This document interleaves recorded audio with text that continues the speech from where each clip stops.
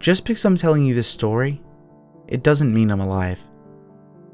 I was a straight A student, 3.9 GPA, all my teachers loved me, I had a lot of friends, and my life at home was perfectly normal.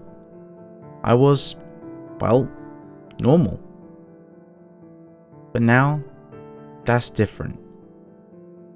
My parents don't even recognize me. My friends laugh at me and tell me to go away. Even my teachers ask who I am. And this is all because of what happened a few months ago. Someone stole my identity. Literally. That day is all too vivid for me to remember. I'm no longer Eric Matthews. I'm just an imposter now. It was a normal day. I got up in the morning, took a shower, ate my breakfast. I said goodbye to my parents after they dropped me off at school. First hour AP biology was normal. Second hour Spanish was normal. But third hour was different.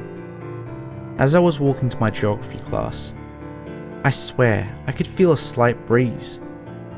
I was confused by this. Well, I was inside.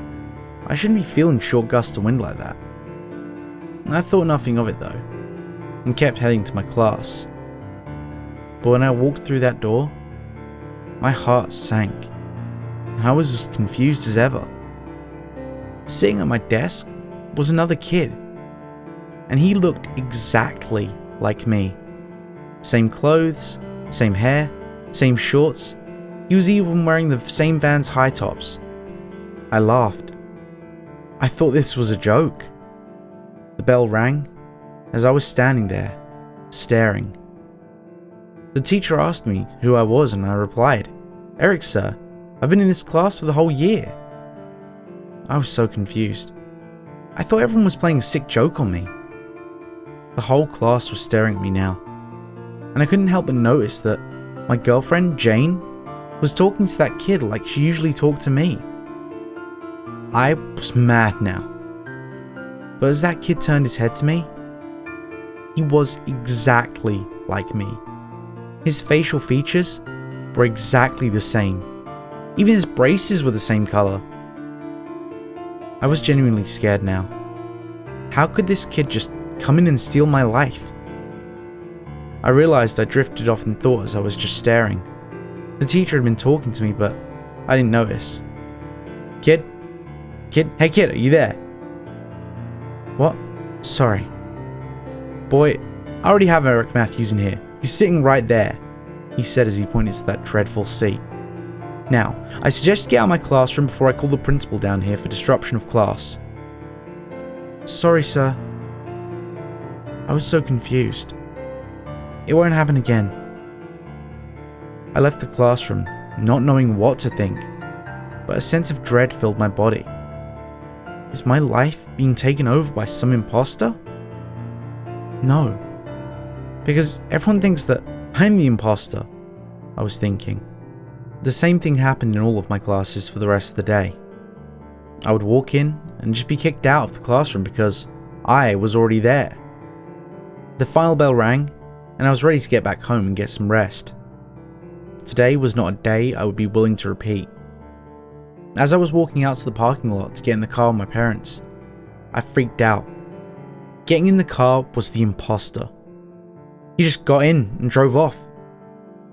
I wanted to burst out in tears, but I didn't. I found my friend Toby and asked if he could give me a ride home. He had no idea who I was. He must have thought I was crazy because he burst out laughing at me as he walked away. Guess I have to walk home. 8 miles. Better get started.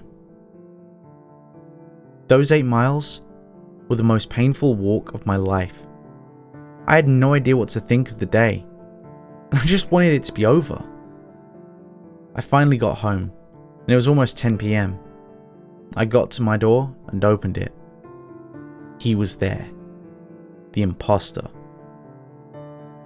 I was so scared now. I slammed the door shut behind me as I left the house. It was like I didn't exist now. No one knew who I was. I just broke down and started crying. Life like that went on for another week, when finally, I got the nerve to ask that imposter what was going on. He acted as if he didn't know what was going on. He tried to introduce himself. He tried to have me come over and hang sometime. I accepted, and that night, I went to my house. When we got there, my parents went home. That was suspicious. They were always home on Tuesday nights. We were doing things normal teenage boys would do. Watch TV, play video games, watch internet videos. After about an hour, he got up to go to the bathroom. I took that to my advantage. I ran up to my room while the imposter was away. I wanted to kill myself when I got up there. On the walls were posters of my face, and in the middle of the floor was one of those Satanist stars. You know, the one with the ring around it? This thing was stealing my very soul. So you finally figured it out, Eric. The spirit, demon, or whatever it was said from behind me. Well, now I guess I'll just have to end you. He grabbed the posters and set them on fire. Immediately, I started to feel pain in my upper body. I looked at my hands as they were being seared. I was dying. This imposter would take over my whole life. Oh well, it's not like it was any good. Just because I'm telling you this story, it doesn't mean I'm alive. In fact, I'm very dead. Thank you for sticking around to the end. If you enjoyed today's story, don't forget to leave a like. And if you want to hear more stories like it, don't forget to subscribe and click that bell icon. That way you'll never miss a story. Oh, and if you haven't already, don't forget to follow me on Twitter so you can keep up with the latest goings on the channel.